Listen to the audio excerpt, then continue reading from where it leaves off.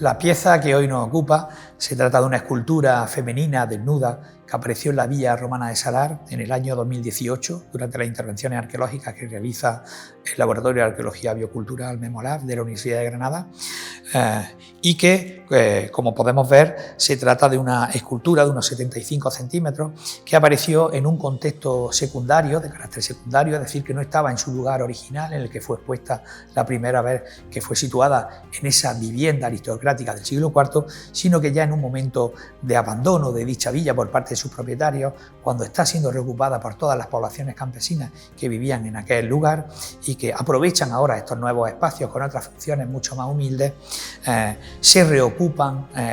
no solo esas estancias, sino también que se reaprovechan toda una serie de materiales constructivos, entre ellos pues estas esculturas que ya han perdido ese simbolismo que tenían inicialmente, en un momento incluso en que ya a mediados del siglo V ya el cristianismo ha triunfado. Por tanto, estas figuras son ya de carácter pagano, recuerdan a esa religiosidad anterior pagana del mundo romano y por tanto apareció ya en un lugar de abandono, utilizada como material de acarreo en un escalón, depositada incluso boca abajo para poder pisarla y pasar por encima de ella de manera habitual,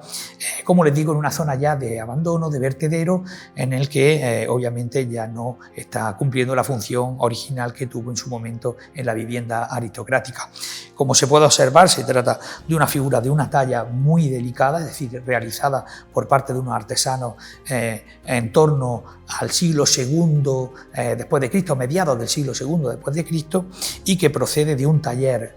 ático realizado en mármol del Pentélico, que para entendernos es aquel con el que está hecho, por ejemplo, obras tan importantes como el Partenón de Atenas. Por tanto, es un material de calidad y que debió de comprarse por parte del propietario que está realizando la vivienda en el siglo IV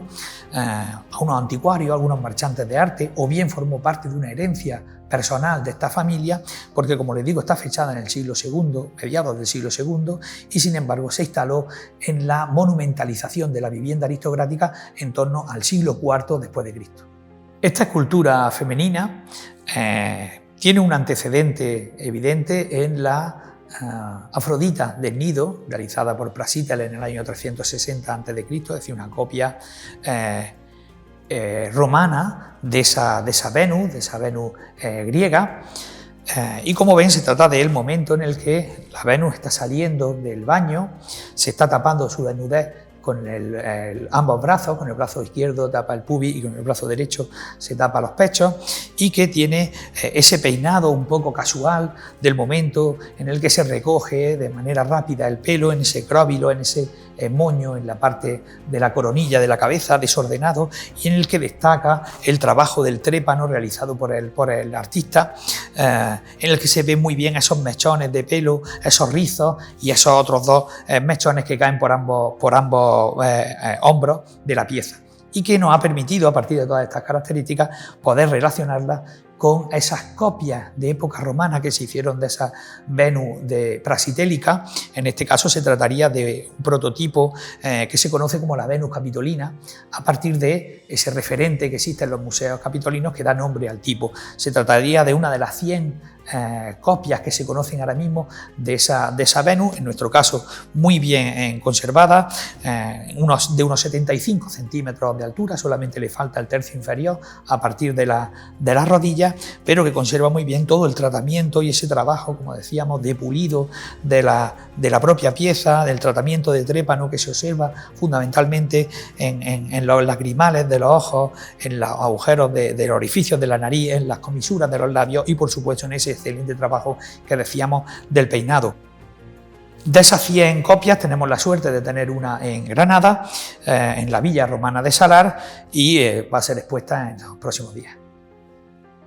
La pieza ha sido muy bien estudiada por parte de José Beltrán, el catedrático de Arqueología de la Universidad de Sevilla, y por María Luisa Loza, del Instituto Andaluz de Patrimonio Histórico,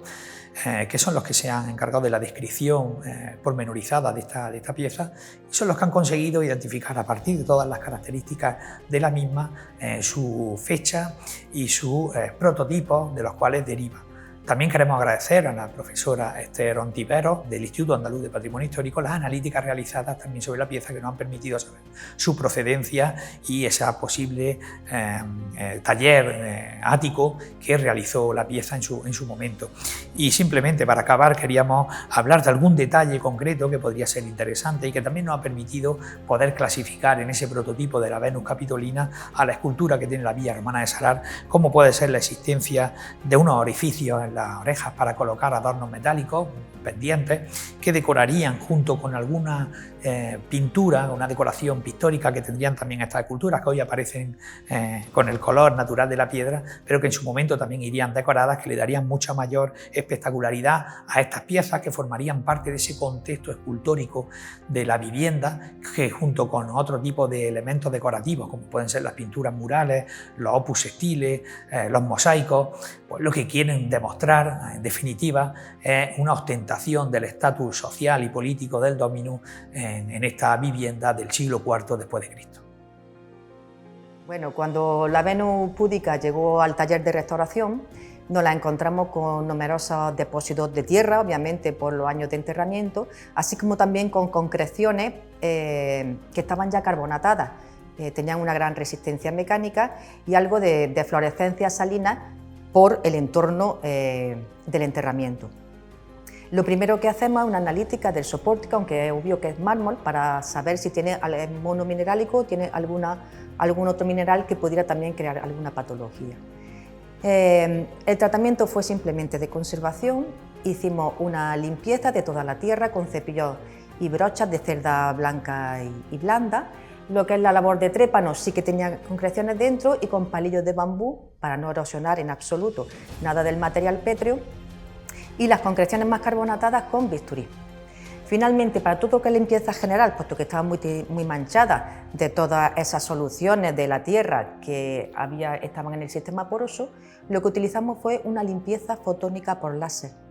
La limpieza por láser es un haz de luz muy chiquito que limpia, en el caso que nosotros seleccionamos, por fotoablación, quiere decir que pulveriza esa suciedad, pero no interfiere para nada en el sustrato pétreo, puesto que el haz de luz, en cuanto incide sobre algo que está más clarito, lo refleja y se va. De este modo tenemos la certeza de que no vamos a causar ningún daño en toda la superficie de la escultura.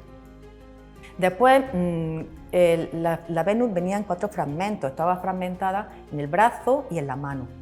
¿Qué hicimos para adherir esos fragmentos? En lo que es el brazo, puesto que pesa, en mármol, le pusimos un perno interno de acero inoxidable, adherido con resina eposídica, y el resto de fragmentos simplemente con esa resina. Esta resina está formulada especialmente para restauración de material pétreo. Y finalmente, para tapar un poco esas uniones, más también por conservación y por estética, pues un material afín, cal y árido de marmolina. Con eso sellamos esas uniones y finalmente entonamos cromáticamente ese pequeño estuquito o morterito de las uniones. Finalmente dimos también un consolidante, en este caso un silicato de etilo, para devolver cohesión al material pétreo, y ya la última intervención fue diseñar la peana en la que la están viendo ustedes actualmente, que fue complicado para que tuviera una visión 360 y además para que no tuviese anclaje en la propia escultura, puesto que no queríamos dañarla, con lo cual se asienta y se coge simplemente un poco por presión por la parte posterior, de tal modo que puede ser admirada por todos los visitantes.